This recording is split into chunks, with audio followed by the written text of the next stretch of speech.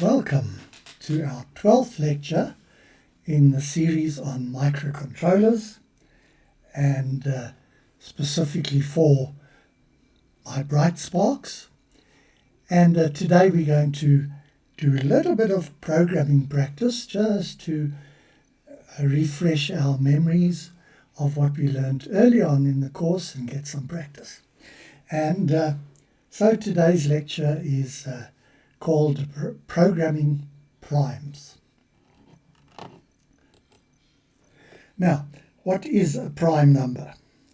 Well, a prime number is any number that can be divided by 1 without any remainder and divided by itself to get 1 without any remainder. But other than that, all other numbers divided into that number will always give a remainder. They do not divide cleanly into the prime number. And so this is a list of the prime numbers less than 10, less than 100. And you see they kind of jump around. There are a couple of interesting ones. We have the 1, 3, 5, and 7, which are 3 numbers that are separated by only one number in between them, 3, 4, 5, 6, 7. And it turns out that that is the only triple prime that exists. No other primes are like this with 3 numbers in a row, just with a single number in between.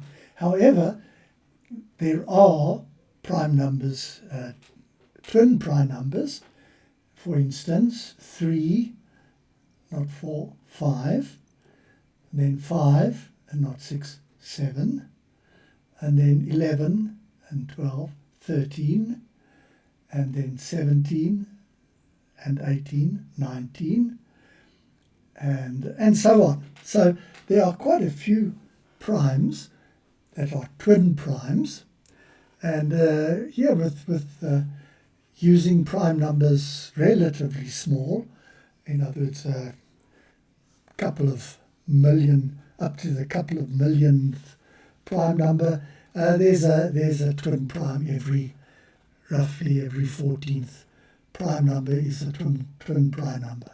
But anyway, that's neither here nor there. Just so that you know what a prime number is.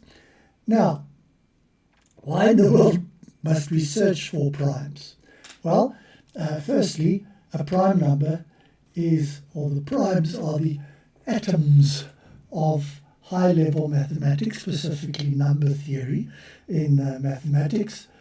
So mathematicians love playing around with prime numbers and learning things from them.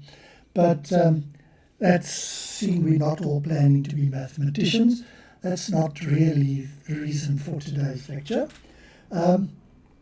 Secondly, here's a nice incentive that there is a $150,000 prize to the first person who finds a prime number with more than 100 million digits. Right? So all you have to do is find a prime number more than 100 million digits, and you are $150,000 richer, or in South African rand, 2.7 million rand. So that sounds like a nice incentive to find a nice big prime number. But that's really not the reason why we're doing this either, and why prime numbers are very important, why someone is willing to pay $150,000 for the first 100 million digit prime number. Why in the world would they give so much money in prize money for just an ordinary old prime? Well, the reason is largely that large primes are crucial to cryptography. The strength of the cryptography on your message, the strength of how much that message is hidden from everybody else, is dependent on the size of the prime number that you use in that system.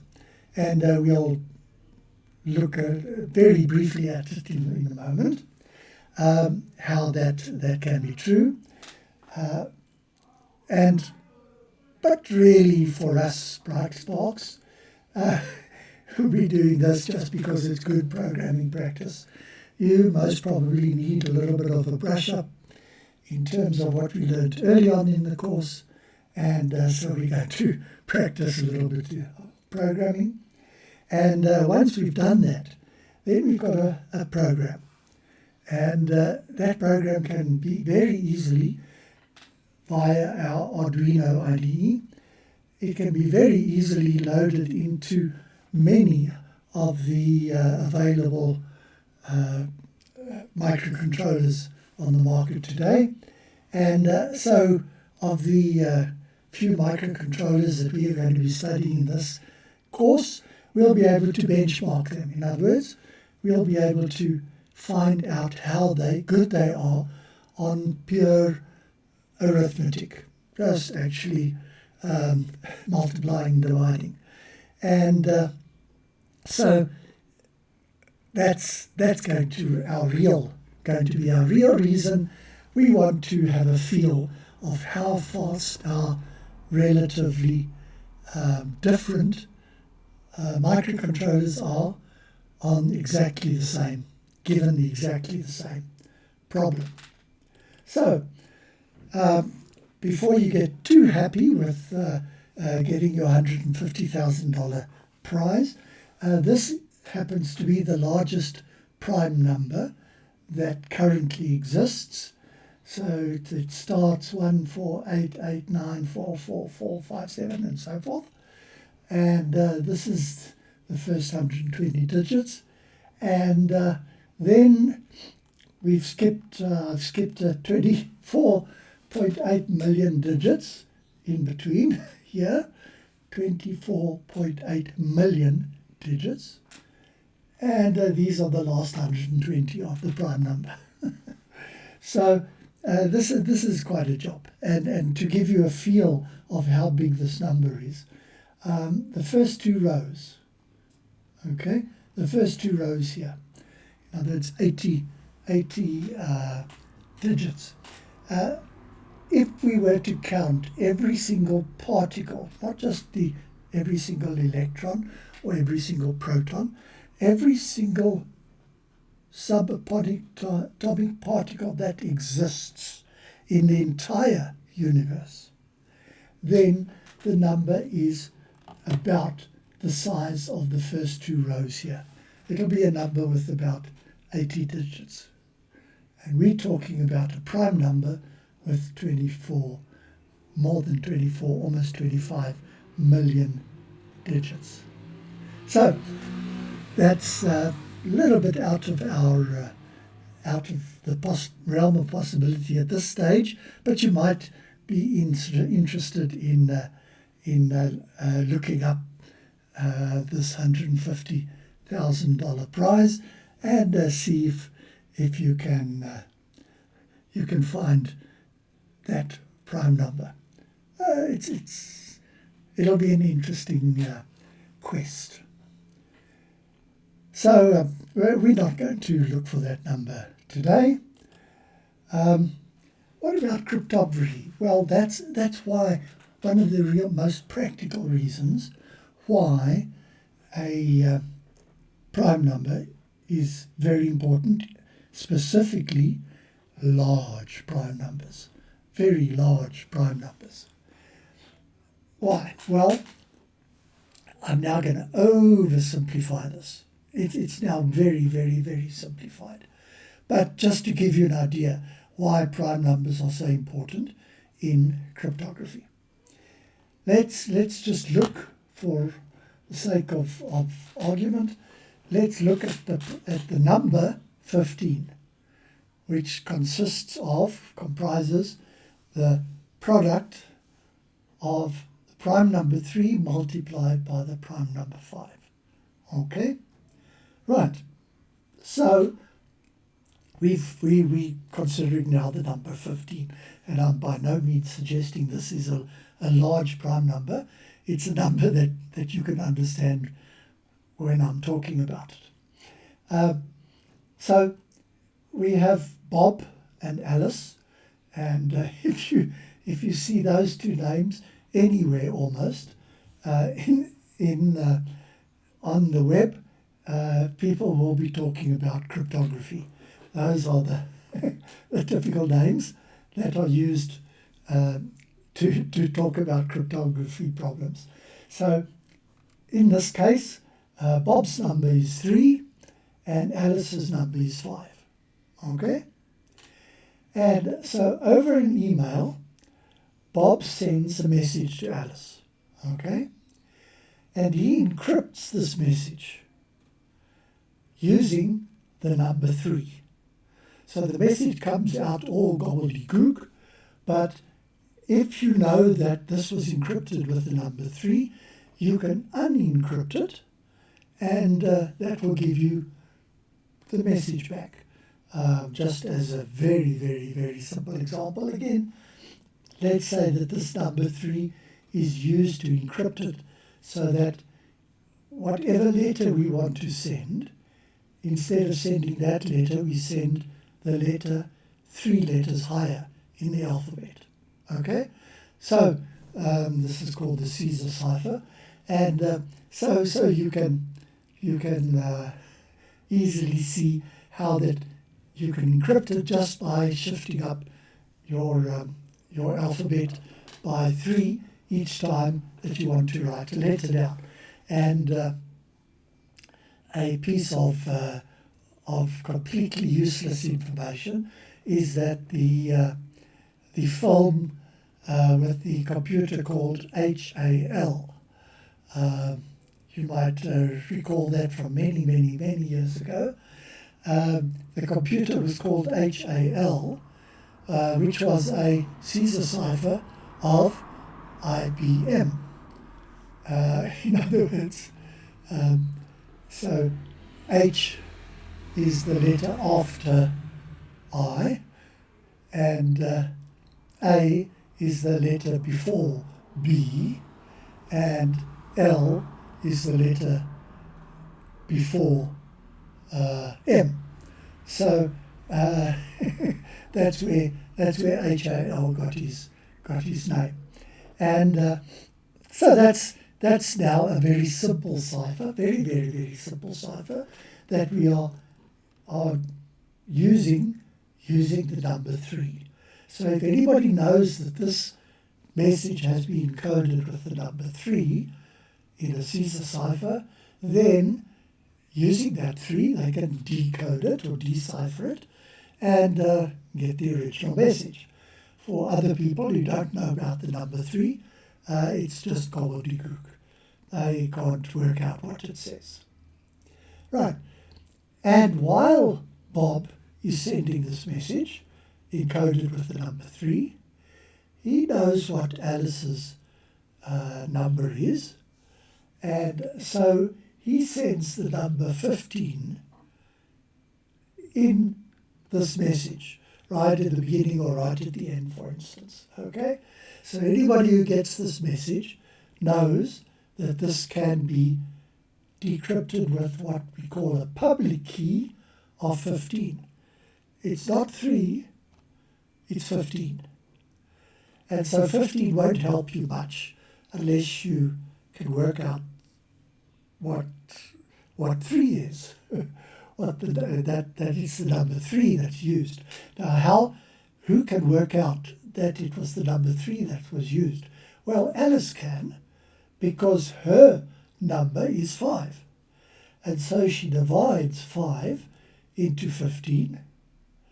And so she knows now what Bob's number is that he used to encipher the message.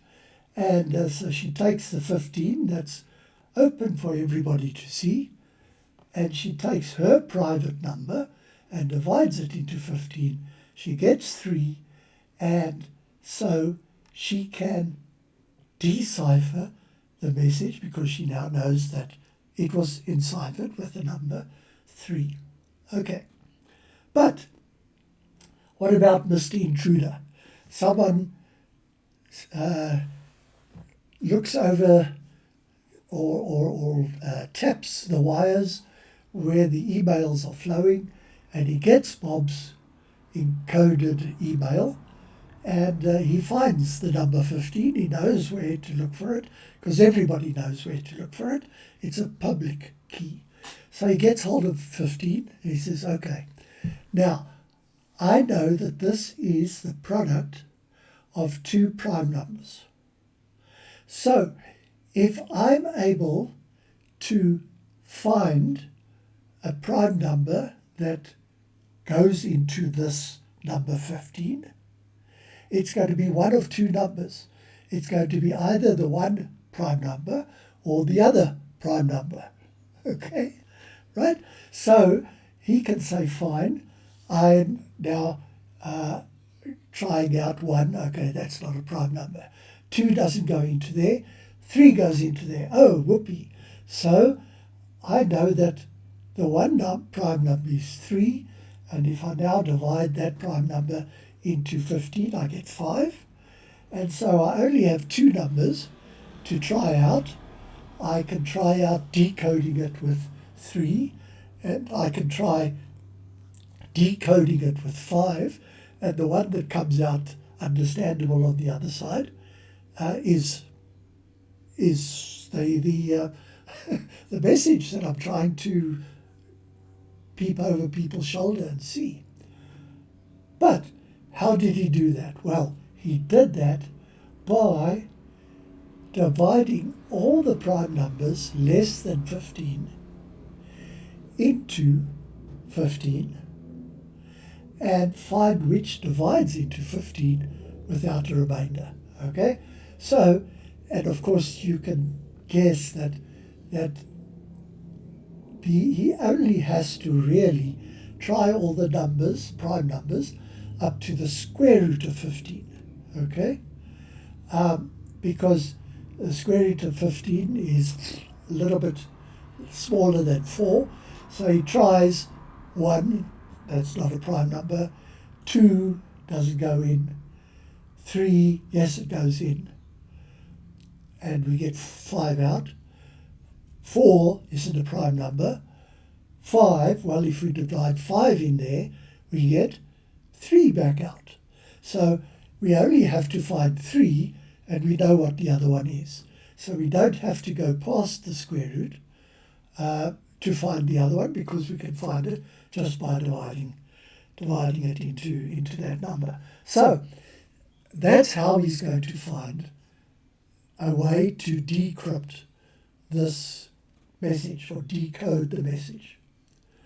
But if that prime number is a very, very, very big number, he's got a very long list of numbers to try before he will find a prime number that's at all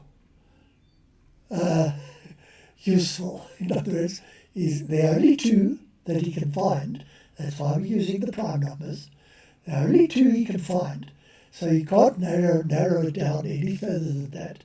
He has to find one of those 2 prime numbers which make up 15, or whatever that very big prime number is.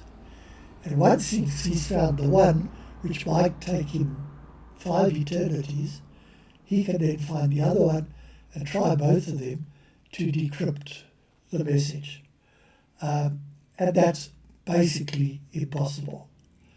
In the time that we have available, it takes hundreds and thousands of computers to find these big prime numbers running continually.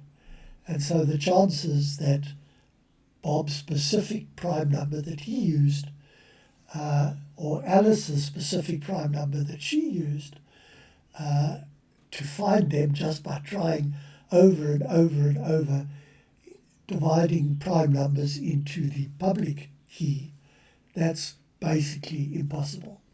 And so we have a very strong way of encrypting and decrypting a message, especially seeing each of our messages can be encrypted using a different prime number.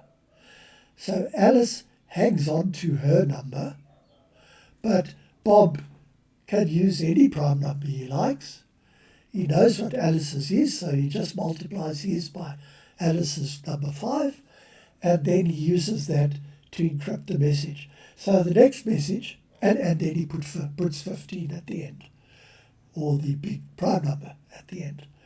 And of course, when Alice can do the same, she knows what her number is, she can encrypt any of her messages, each with a different prime number, so it doesn't help knowing the number of the one message, because the next message is going to be different anyway.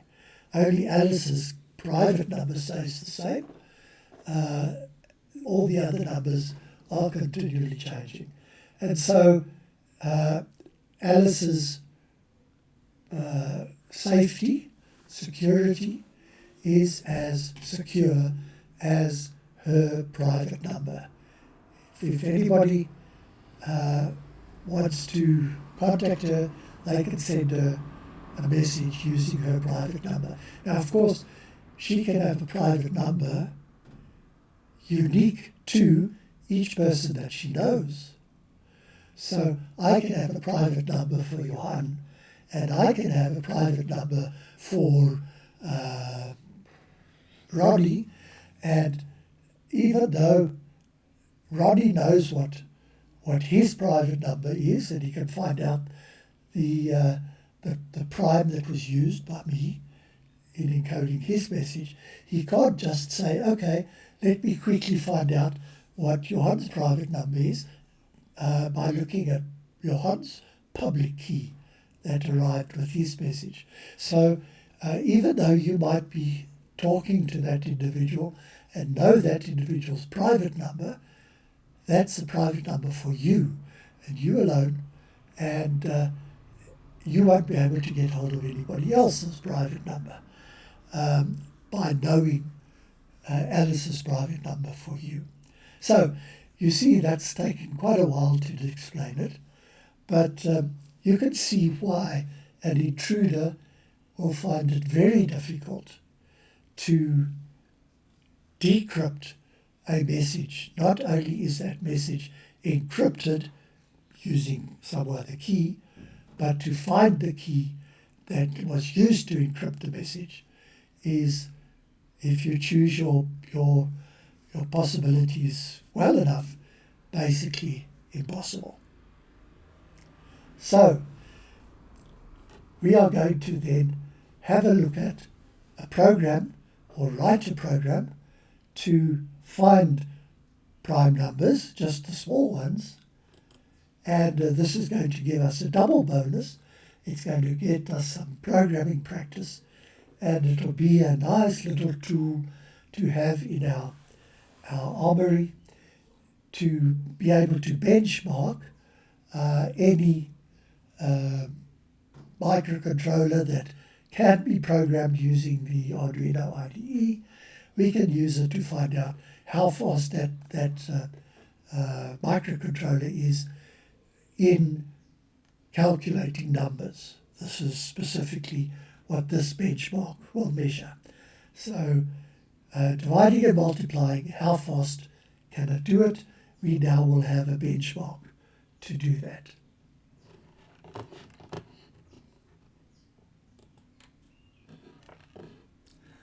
Okay, so we're now ready to start programming. So we open our Arduino IDE and we give the file a name. We say save, and we give it the name of prime 01.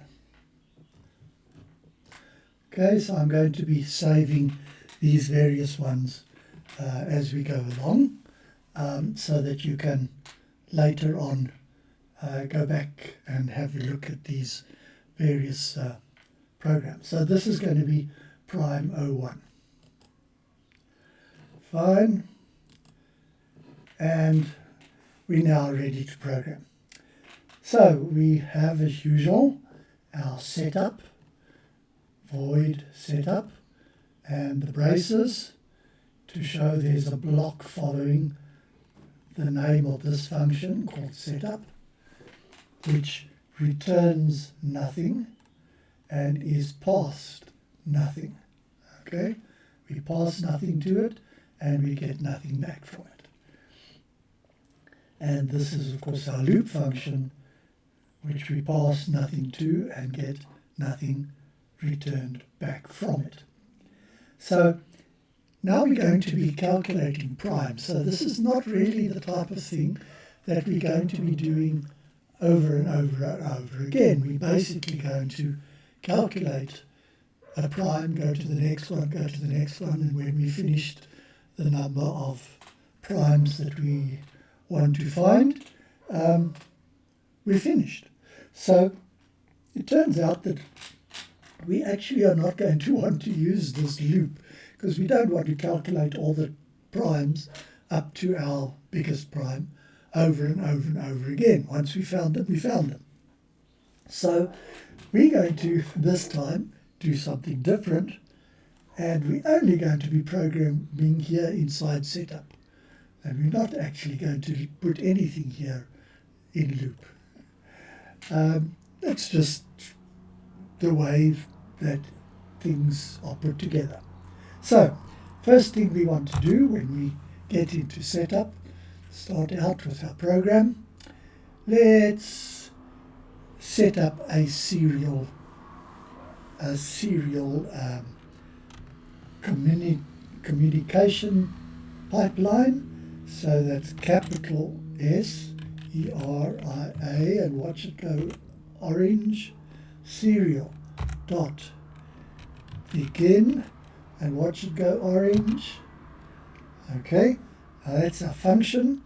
What is the value that we are going to pass to that function? Well, in this one, if we look up in the description of serial functions, we look under begin and we find this one we need to pass the speed of the serial connection. In other words, the bits per second that it must run at.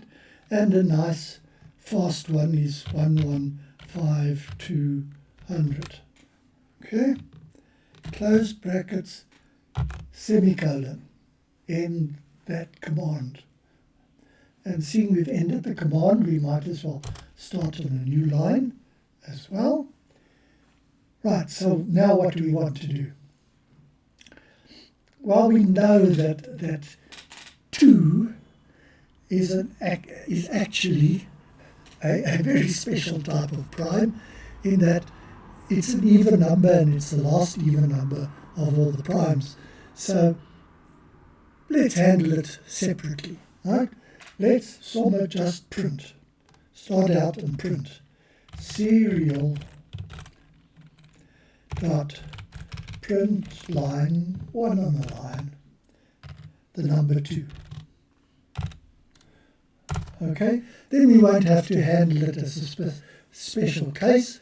After this, we can now only look at the odd numbers as possible prime numbers. It just saves us looking at the even numbers, put it down there and forget about it. Okay, and we're going to want to have a record of which number prime is this. Okay, 2 is prime number 1, 3 is prime number 2, 5 is prime number 3, and so forth. So let's see, we've got this, we've printed 2. Let's have a variable, define a variable up here, and we say we're going to call it an int to start off with, and we're going to call it num found Okay, so there are two words there, and we start off with the small letter for the first word, and then to show that we started a new word, we have the capital F there, num found. It won't turn orange because it's just a variable name that I've dreamt up, and so the computer doesn't know about it, so it won't turn orange. It's happy with it, but it's not like these keywords that it knows about, and so the minute it sees it, the correct one, it then turns it orange. Okay, num found. And let's give it a number to start off with. Seeing we've started off with 2, we've already printed 2, let's say that is the first prime number that we are actually going to find. So we can actually print the number of the prime number and the prime number itself. So we print serial dot print, and I can just print a string now. It'll save me an extra bit of work. I say 1, and I go 1, 2, 3, 4 spaces, for instance. Close the brackets. That's the value that we are passing to the print function, and or the print method in this case, but we'll worry about that some other day. So we're passing this to the print method, so it's going to be print 1, 4 spaces, close the quotes, close brackets, close the line. Start a new line if we wish, print the number 2, and then end off the print on our serial monitor. Okay, so we actually now have a running program. This prints the first prime number. Let's see if it works. We save it and send it to our Pro Mini, and we're going to check that we have the Pro Mini. Okay, I've been playing with other stuff, and we want to go to the Pro or Pro Mini. Okay, and the board is the Pro Mini, the processor is the 5-volt one, the port is, I believe it's USB 1, and that looks right. So I'm going to compile that just to see if it's okay. Right, global variables use 194 bytes. This is the last message of a compiling run, linking everything together. Sketch uses so many bytes, 4% of the program storage space, etc. Okay, so compiled fine, it's a valid program. So now I'm going to plug in my microcontroller. Fine, that's all plugged in. So now I can upload it. Okay, complaining that it can't open that guy.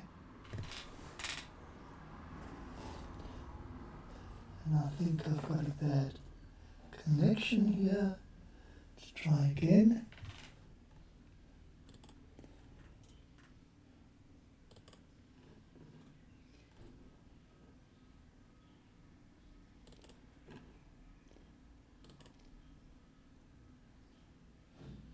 No, it's struggling with that guy. Let me see if I can fix that quickly.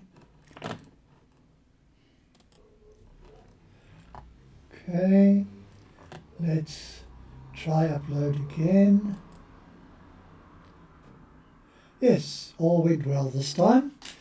You see, it happens to me as well, that the things are not necessarily plugged in correctly, and we finished that. So we can now run it, and there it's run. There's our first prime number, number 2. Okay, which is trivial, but that's the first step in our programming saga. So I'm now going to, and make a habit of this, before you start programming, save it as the new name. Why? Because by accident or muscle memory, you just push save, and then you think, oh, I've clobbered, I've stomped on that previous program that I had saved. So first thing, file, save as, and we're going to save it as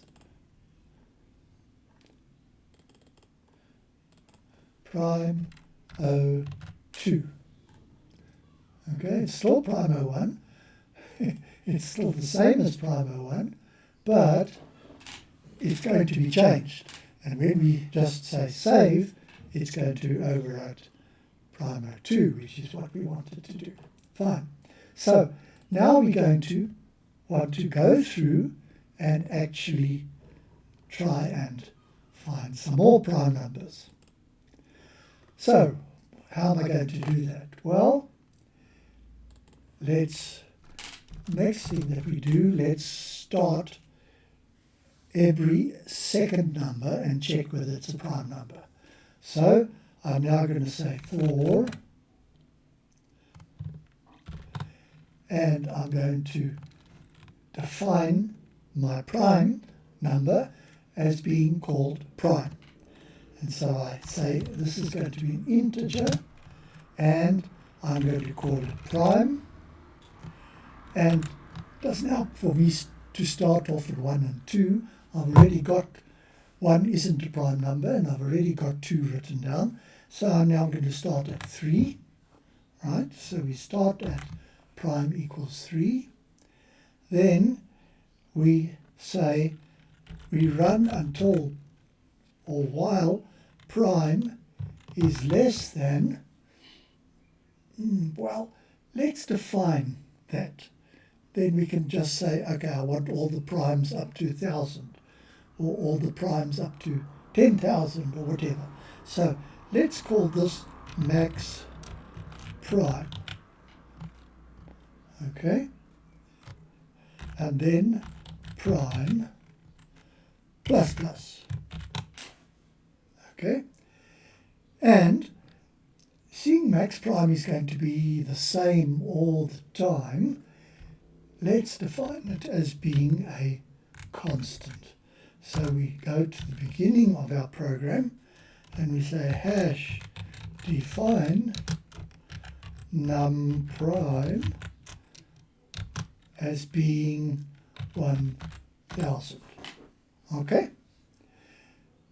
So that's the define. That's not the variable num prime is equal to 1,000. It's define the constant called num prime. Replace every place where you see that. Just replace it with that. And so here, sorry, I didn't mean to say num prime. I meant to say max prime. I'm sorry. And because this is now constant, the name I gave it there was the typical variable name.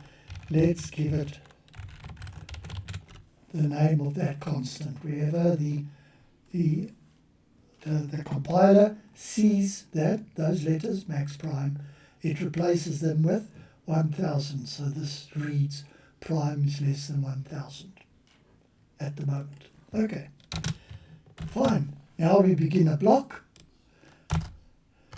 and you see that the IDE has automatically given us the closing bracket as well. It's just a little bit of a nice thing that it does for us.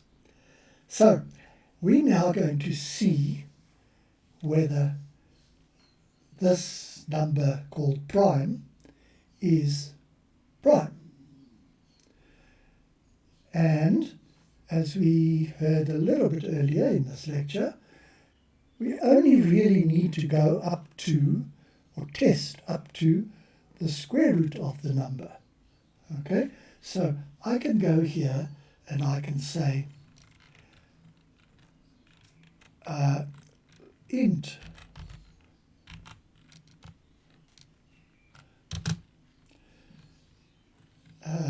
square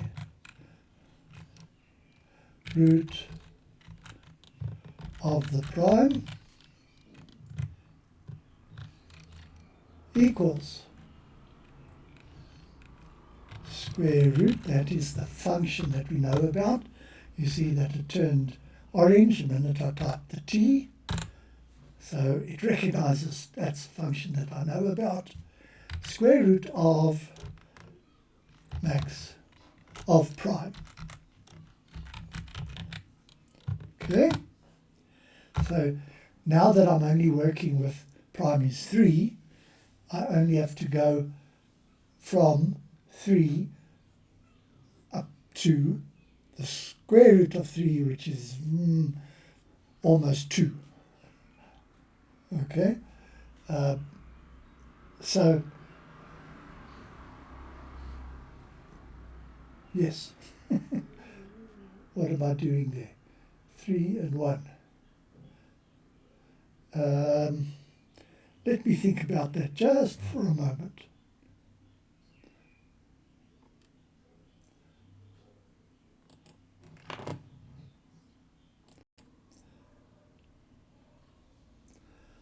Right, so we only have to go up, as we talked about. We only have to test all the way up to the square root of prime. So I've got here a variable called the square root of prime, which is the square root of the prime that I'm busy wanting to find out if it is a prime. Okay, so I now say I want to now go from the beginning up to that number. So I'm going to say 4, and I'm going to call this, let's call it a try number. I'm going to try this number. Okay, and I'm going to start off with 3 because that's the first prime number I need to test. Remember, a number is prime if all the other prime numbers up to square root don't divide in cleanly, so without a remainder. So I'm going to start with 3 because that's the first prime number I want to test.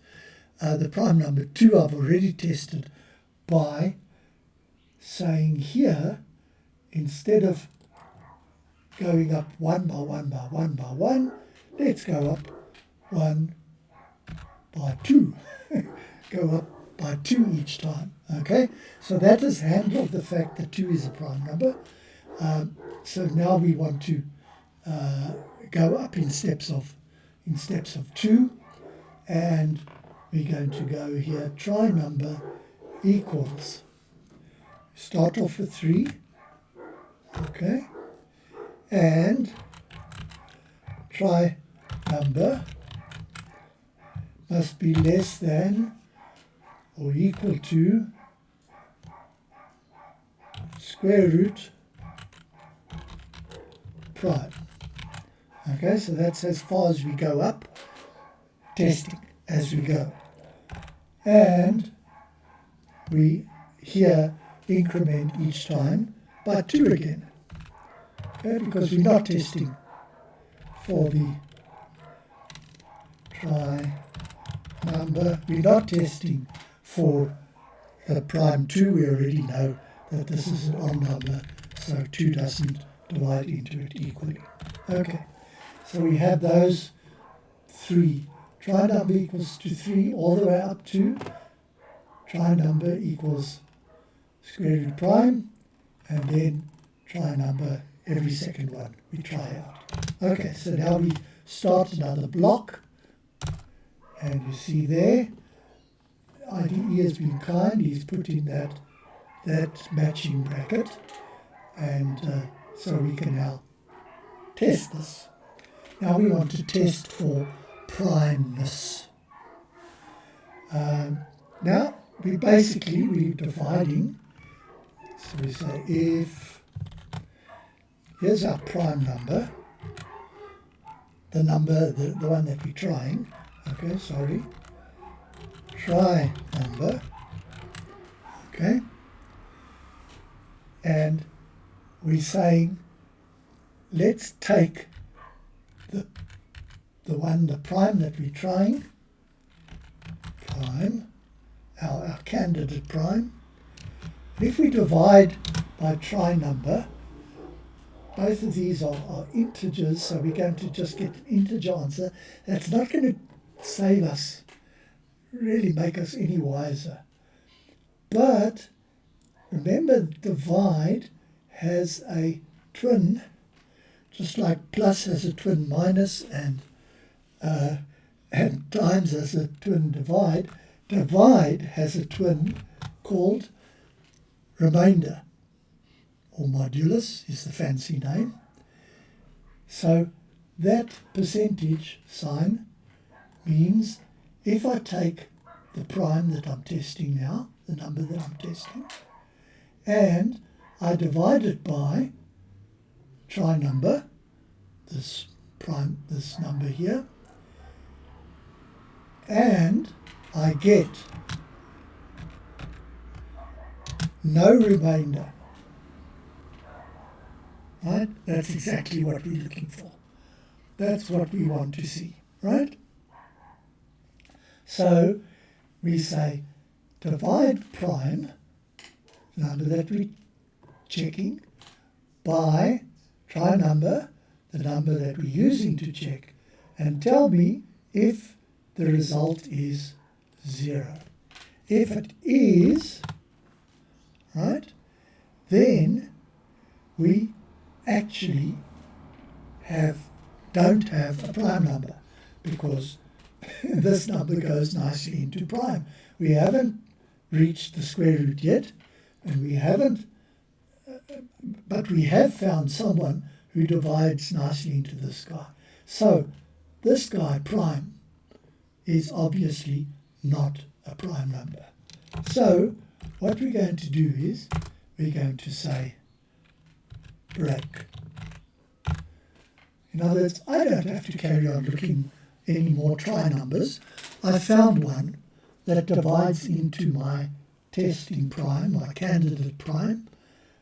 I found one that divides into it evenly, nicely, and so I'm finished with this number to check.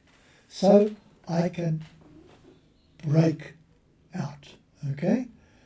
Now, where will break take me? Break will take me out of this for loop, okay? Here's the for loop, and if this is true, then break. So it's going to break out of this for loop, and it's going to land me up here, okay? So, if I have tried all these numbers, 3, all the way up to square root of prime, and I've never bumped into the break, then I'll also land up here, right? Because I've finished this for loop. So I've got to have something that tells me that I didn't come here and found no prime numbers that divide into my candidate, or have I found one? So I'll have to have a little flag in here. And so we start off here, and we start off with a Boolean, and we call it found prime. Okay? And when I found that this number divides nicely into that number, then I can actually say, now found prime is false. Okay? So I now know that my candidate prime is not a prime, because I haven't found a prime. I found the prime, no, it's false. Okay? So I must start off here and say found prime is true.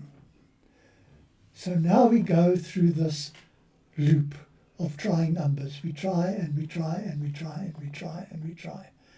And if we go all the way through to the square root of prime, and we haven't gone through this little option that this is not a prime number, then found prime will still be true when we fall out the bottom here. Okay, so if found prime is false, it will be false when we come down here. If found prime is still true, it'll be true down here. So I must say if found prime is true. Okay, and I can put that there, or I can actually say if found prime. Okay, because by default, this is just a shortcut, by default, if I say if found prime, the question is if that is true. Okay, and so those two are exactly the same. You can use this one as a shortcut for that one. Okay, fine. If found prime, and I've just put this little comment there. In fact, maybe let me help you by putting it there twice, and I can say if found prime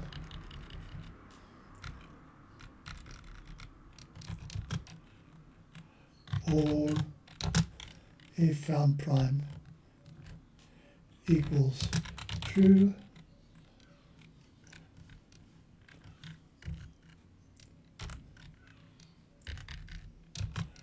are the same.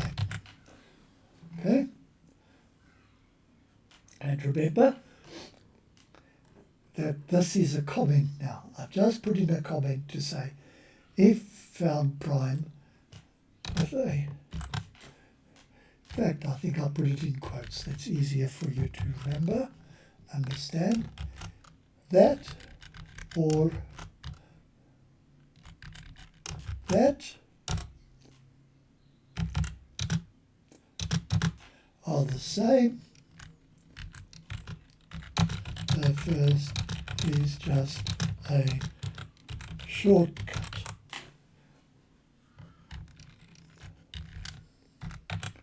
Right? So there's just a message for us, and I've now put there one of the two. Take your pick. Let's use the non-shortcut for now, while you're busy learning that. So, now, if found prime is true, which means we've gone round and round and round with this, and we've never found one of those that do that, which means that this candidate prime is actually a prime. So, because I found a prime, I must now print it. So, I'm going to say serial print, watch it going orange, okay, print line, which means go to the new line when we finished, and we're going to print the number prime. This is the guy that we've just found, our candidate prime, okay. But up top there we actually had the number of the prime. This was the first prime, so we have the number found is 1, because that was for the prime number, which is 2. Now I must actually increment, because I found another one. So I must say here num found plus plus, okay, which means I found another one. Okay, and then I would like to print it out. Serial full stop print, and I say none found,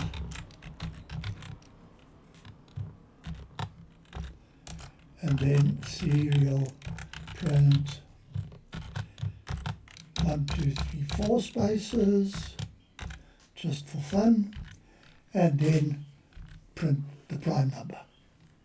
Okay, so in that way I'm printing, whenever I find one, I print the number of this, the number I've found up to this point, and the actual prime number that the candidate prime that we have actually found to be prime.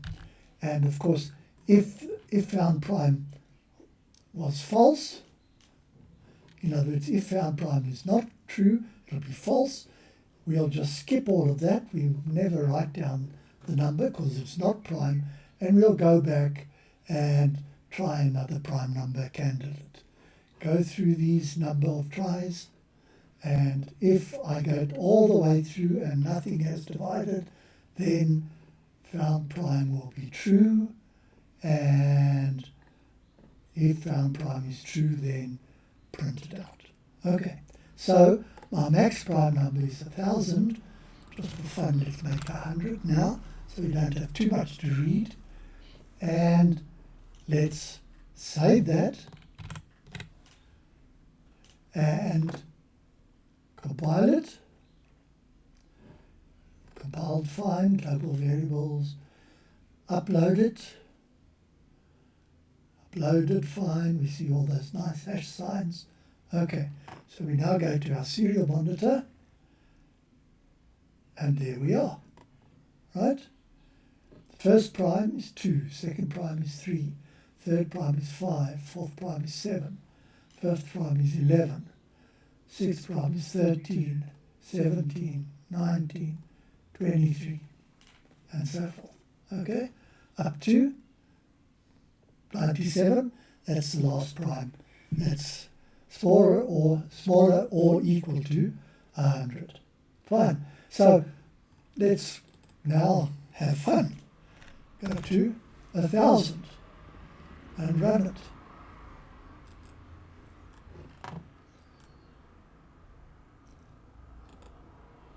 Right, there all the primes up to 1,000. 997 is the last one. Okay, fine, let's go for 10,000.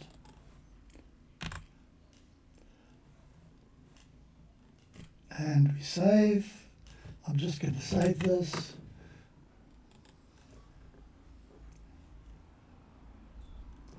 And we look at our serial monitor, and that's the last one before 10,000. Okay, fine.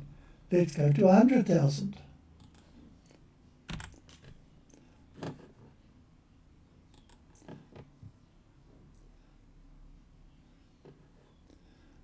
Okay, run that. Right, 30,000, 40,000,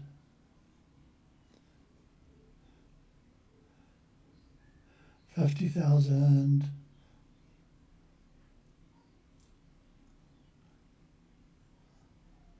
60,000. Why is it going so fast now? Okay, let's stop it. Switch off auto scroll. Look what's happening here. 1, 3, 5, 7, 9. 1, 3, 5, 7, 9. 1, 3, 5, 7, 9. I'm just going to every odd number. Okay? I'm not finding primes. It can't be that I'm finding so many primes that they all, every second number is a prime. Something else is wrong. Okay? And now, that's on purpose incidentally, now we go back to our our file that we wrote.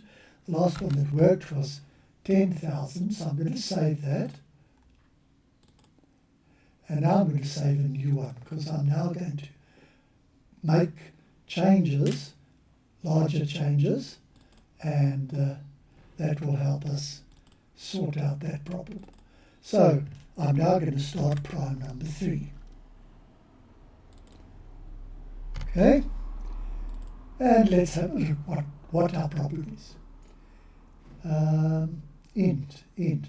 How big could ints go? Okay?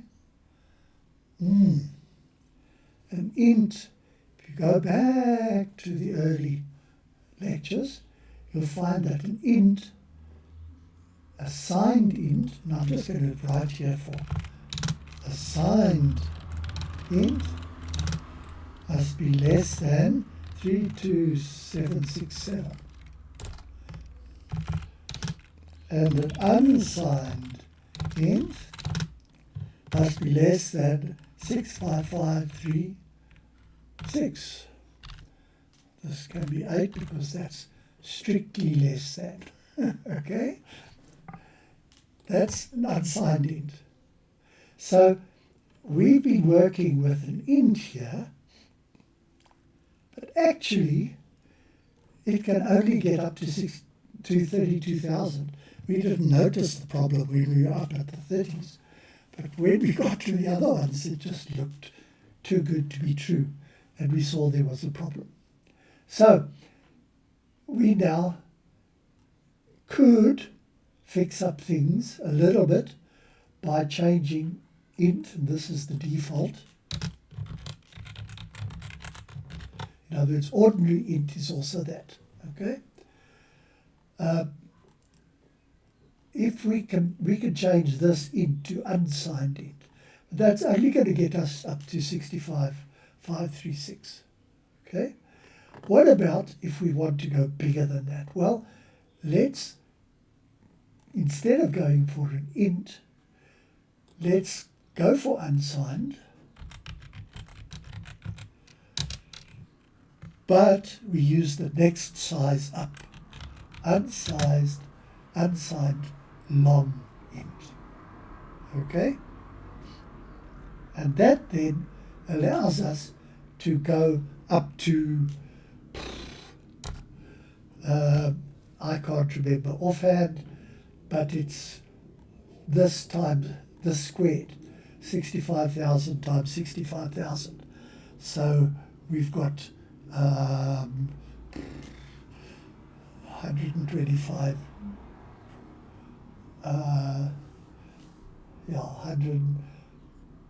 1,200 over 1 billion. How's that? Or million if it's in Afrikaans. I'm just trying to do a little bit of mental arithmetic here, and not cheating by pushing the pause button. But anyway, that's lots bigger. Okay, unsigned long int. Fine. Now let's just check where we need it. Number found. Yeah, why not? Let's use the big one as well. Maybe we'll find that big. Maybe we'll find more than these as well. Then that will overflow. So rather, let's go for num found also being an unsigned long int. In fact, let's use our define statement. And we say define int type, okay, as unsigned long int. Okay, then I don't have to type that each time.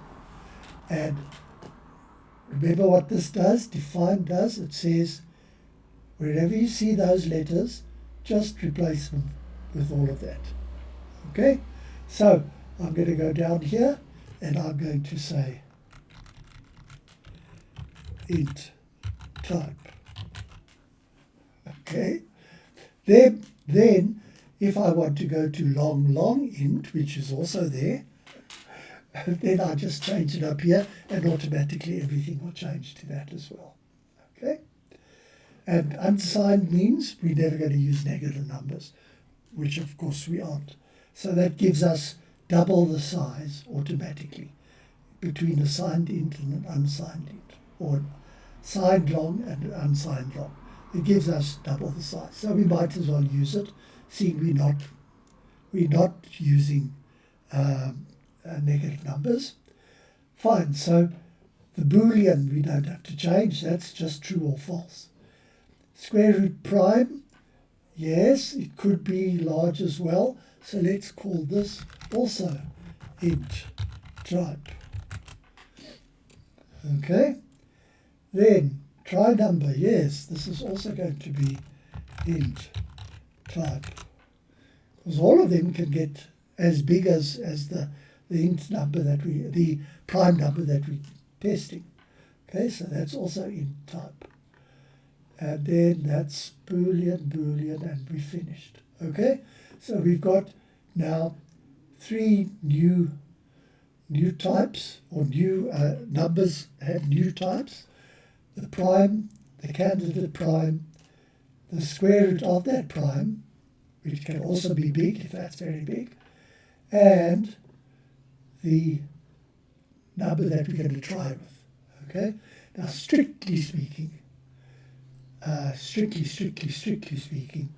this doesn't have to be a long int, because the square root of prime will always have half the number of decimal places than the prime itself, and that's the difference between a long and just an unsigned int. But don't worry, why worry? Just use these as as numbers. Bigger is not a problem except for time. When we get to timing, we might change them back and see how things go. Anyway, fine, here we have that, and so we can now go save this guy. Well, make it 100,000. Okay, save it and upload it. And we look at the serial monitor, and off we go. Right, so up to 65,000, we're still in the integer range, right? So that's not going to make much of a difference. But after we've passed that, that's where the problems were obviously there. Let's just check. So I'm going to switch off auto scroll once we've passed 65,000. Okay. Now you can see 1, 3. Okay, we're missing a 7, 9, 1. We're missing a 5 and a 7. Oh well, we're missing a 3 and a 5. There's 7. There's 9. 1, 3. We're missing 5 and 7. Okay, so it's clear that we're not picking up every second guy. These are most probably prime numbers, and what one can do is go and have a look at something that's printed somewhere and find out what is the 6,803rd prime number, and you can double check that your program is going correctly if you find that it's that number, right? And so we can go on and on and on, and there's the last prime number before 100,000. And you notice, right, this is random. It's not just every second one. 1, 7, 1, 1, 7, 3, 9, 1, 1, 9, 1. Okay, so most probably our algorithm is correct. Fine. So we're going to save this. And let's see what we can do better. Fine. So I'm going to File, and I'm going to start a new one, just so that I don't clobber over the old one. And this is prime 4. Save. Okay, now what are we going to do now? Let's put some timing in there. Okay, let's put some timing in there. And to do that, we can use our millisecond function. Okay, if we go, for instance, we go help reference, will take us to the reference, the Arduino reference page, and if we go down to time, we've got delay microseconds, number of microseconds since we started, number of milliseconds since we started. So we could use that guy to time our time, how long things take, right? So I'm going to start off here right before the setup. I'm going to start with a variable, and in fact we don't have to put him there. Let's put him out here along with num5. I have a variable, and I call it an integer type variable, and I'm going to call it start time, right? 2 words. So the second one starts with a capital. That's just convention, right? It's just what I like. If you don't like it, call it anything you like. And you can use these underscores as well. I just prefer camel case. And start time equals MILLI, watch it go yellow, S, okay? Recognized it. And we don't send it anything, it just comes back with something which it stores in start time. Okay? So now we can go over here, and every time that we print out a prime, we can print out the time that we found it as well. Okay? So I can go start up here with my 2. I can not end the line at 2, but give another little bit of space.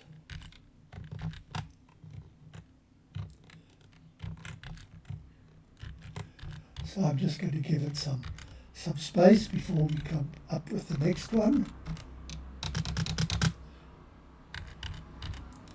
And then I'm going to print line, because I want to end the line there. And what I'm going to print? I'm going to print what millis is right now minus what millis was when we started. And of course, this is right at the start, but I'm just going to be doing the same thing later as well. So I'm going to do exactly the same here for 2 that I've done for the other guys. And seeing these are milliseconds, I actually, if I want seconds, I can put it in brackets.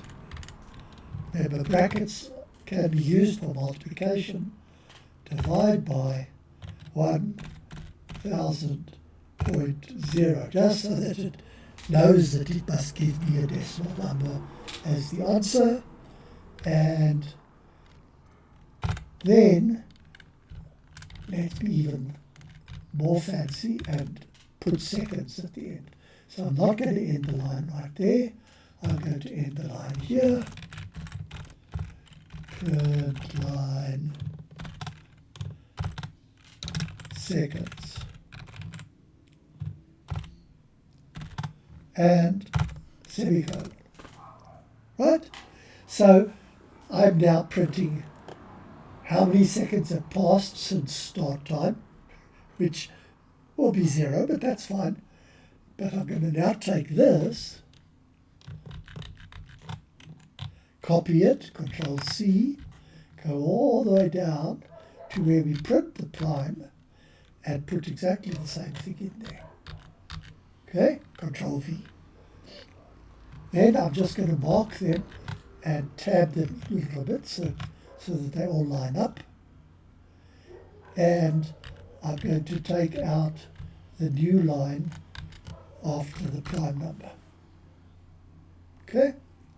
So now I'm going to be able to see how long it took for this to happen. Okay?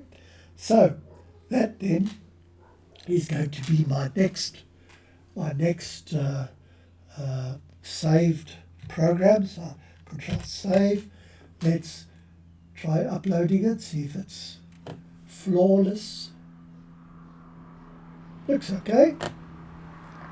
And run it.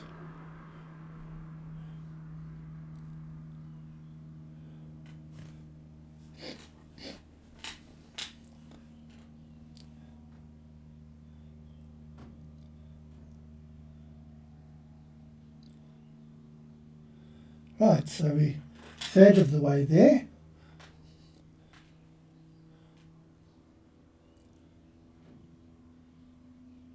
Half the way there.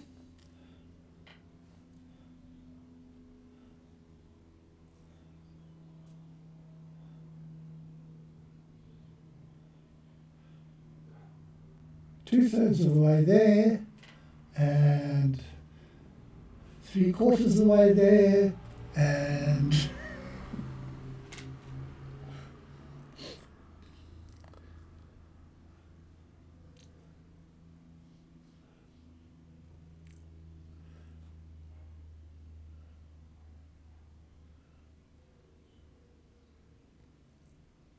there we are, 65.7 seconds to find all the prime numbers from 1 to 9 to 100,000.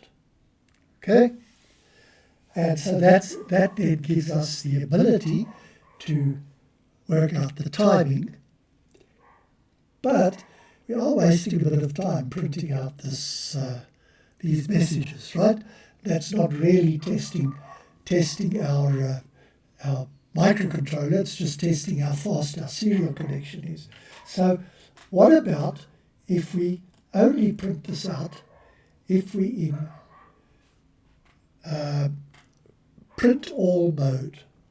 Okay, so if I found a prime, num found plus plus, that's right. But before I print everything, I'm going to say if print all. Okay, is if print all, then we go to print the stuff.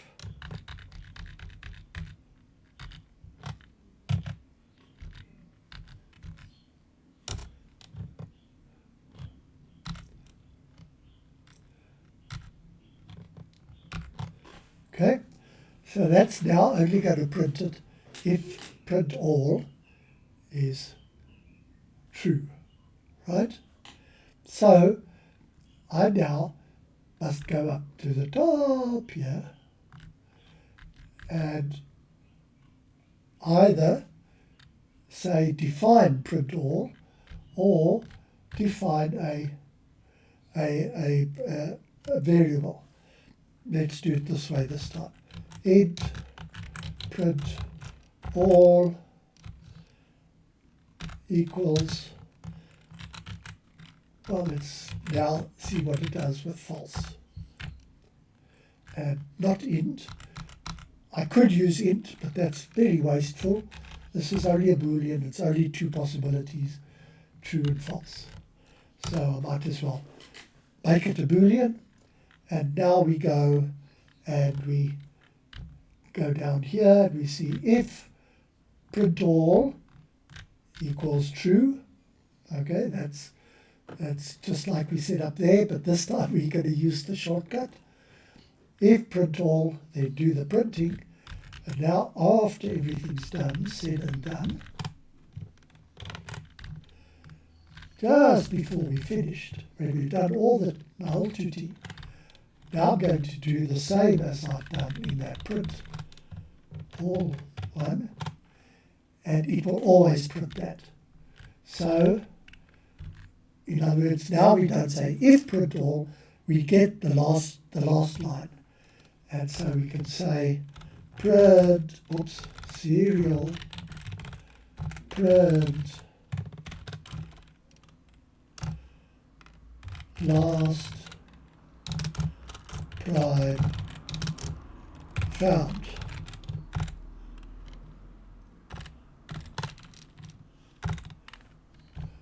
Okay, and we need to start a new line, so that will be print line. We don't have to have that. And let's make it nice and fancy. Let's not make the print line. And now I'm going to make the print line and fill this in with equal signs.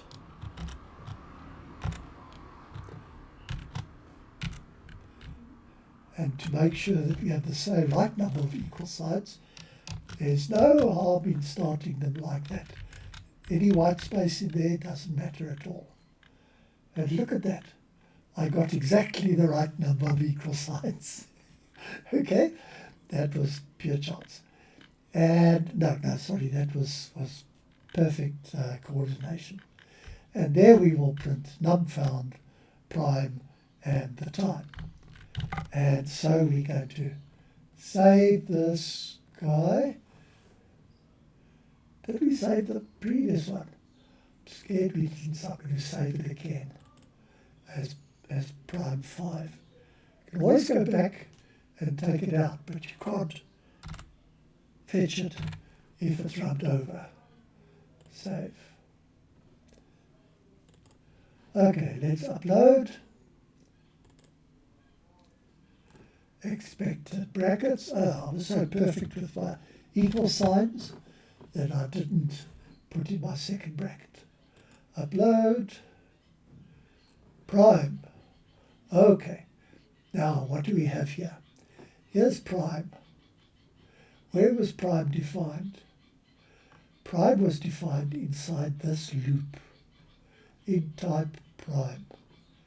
And if I want to use it after I've finished this loop, then no one's going to know about it. Okay? So I have to take my definition of prime. Prime's still the same guy, but I move my definition of prime up here, and I say int prime. Okay? I don't have to set it to a value, because when I start my loop, I am setting it to a value. I can, but it's unnecessary. So I don't set it to a value, but I say this is now prime, and not an int. It is a int type, right? Because it can get very big. Fine. And num found, we could maybe find a lot. So let's even make that an int type. Right. Save this guy. Upload it. Okay. Run. So it started. Prime number 1, 2, 0 seconds, and now it's going up to 100,000, and you'll remember that here it was 65.7 seconds, so it's going to be less than that, but we'll see how much less in less than 65 seconds. I'm going to wet my whistle.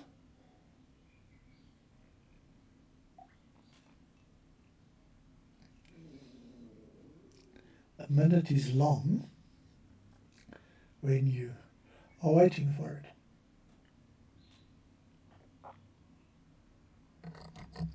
it. There we are.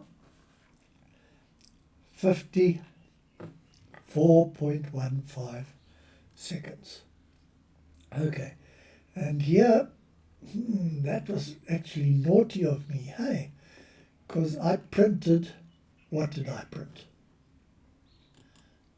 I didn't print the last prime I found. What I printed was prime. Now, what is prime? Prime's gone through here and it's got larger than max prime, and it's not a prime, it's only a candidate prime. And it's become larger than max prime, so it's finished there, and I've just printed that one out there, which is very silly of me. So let's make another variable. And I hope it won't confuse you, but I can go back to defining prime only inside this loop. Okay, so I've gone back to that, and I'm now going to have an int type called last or previous prime. Okay, so whenever I find a prime, I'm also going to set it equal to previous prime, and so I will then have the last prime that I found. So over here I'm going to say num found plus plus. Before I print this out, let's just remember what this prime was. And now, because previous prime is defined in my main program, and not just in that for loop, it is the scope of previous prime. Remember that term? The scope is the whole setup function. So I can put here previous prime. Okay, now fixed up that problem. So I'm just going to save it in the same place as prime 05 and upload it and run it.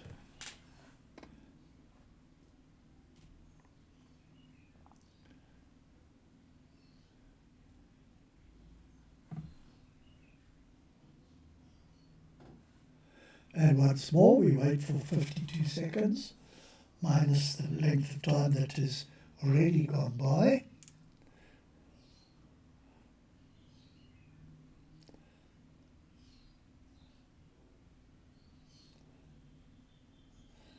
Right, and we keep on. I'm like a cricket commentator. I have to think of things to say while the drinks are taken. But it should be done in a few seconds now.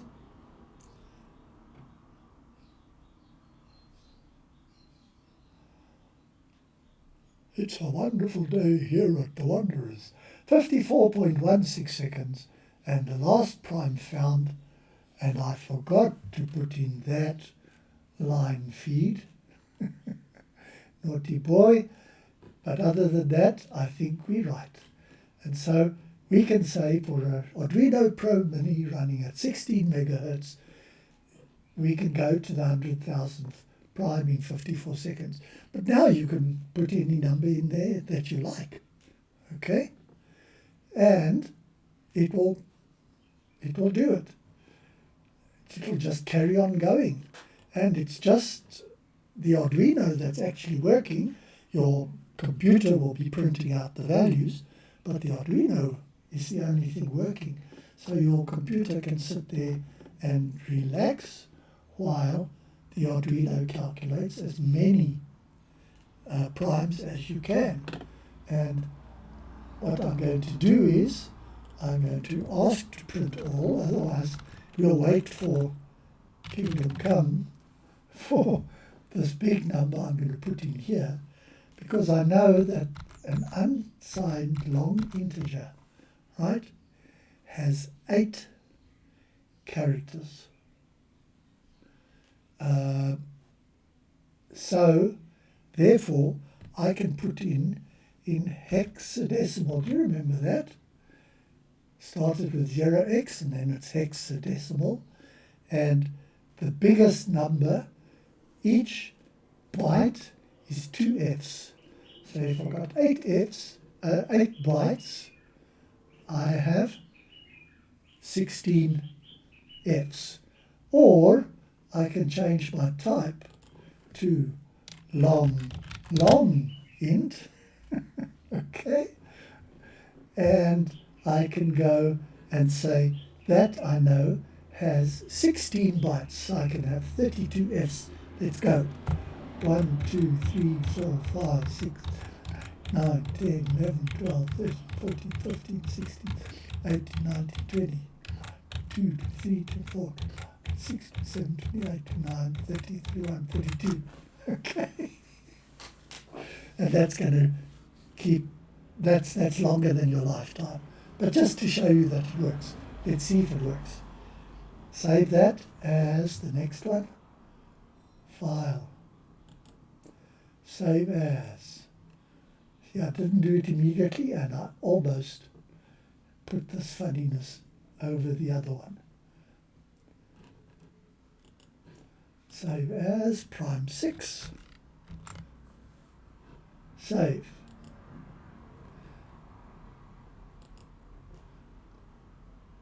Upload. Print long, unsigned int. Okay, so over there, previous prime. Okay, so we tell it that this is of a type, int type. Right? See if it works. Think it will. So that says this guy, because it says, is ambiguous. Right? So I'm going to make it into that integer type, see if it works. And I'm not quite sure if it'll work with this very big number, but let's just check. And I'm now going to upload. No, it doesn't like that. Okay.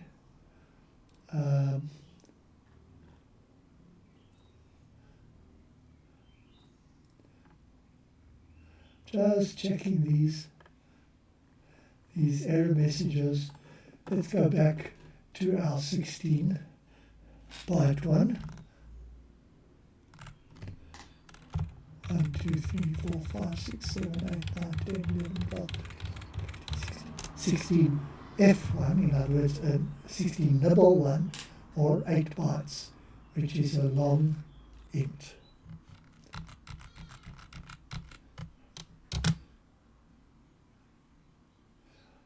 Four bytes.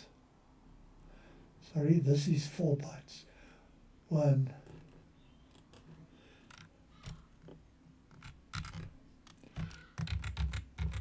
That's an int, and then that's a long int. Okay?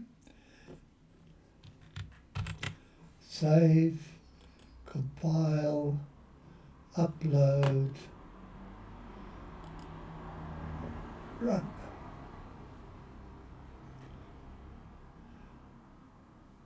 Right, now you can leave that running as long as you feel like it, and see how long it takes to find so many